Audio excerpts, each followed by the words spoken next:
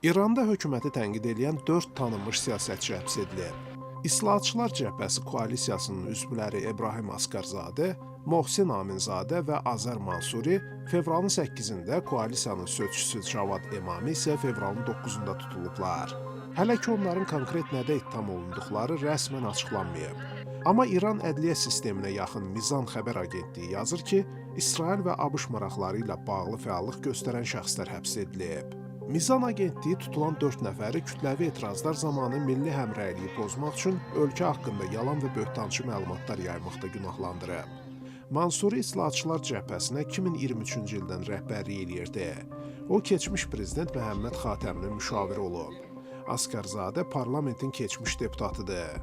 Aminzadə isə Xatəminin prezidentliyi dövründə Xarici İşlər Nazirinin müavini işləyib. Siyasi şərhçi Hüseyn Razzaq Azadlıq Radiosunun İran xidmətinə deyib ki, hökumət ölkədə etirazın bütün formalarına qarşı dözümsüzlük göstərir.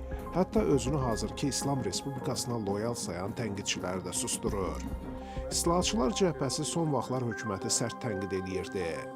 Koalisiya son etirazlar vaxtı bildirmişdi ki, İran vətəndaşlarının böyük bir hissəsi onları təmsil etməli, qorumalı olan dövlət institutlarına inamını itirib. İsraillə 12 günlük müharibə zamanı isə İslahatçılar Cəbhəsi bəyan etmişdi ki, köklü islahatlar aparılmasa ölkə çökə bilər. Dekabr-yanvar aylarındakı kütləvi etirazlar zamanı və ondan sonra ölkədə 10 minlərlə fəal həbs edilib. Bu günlərdə Nobel mükafatı laureatı hüquq müdafiəçisi Nargiz Muhammədi də 7 il yarım müddətinə həbs edilib.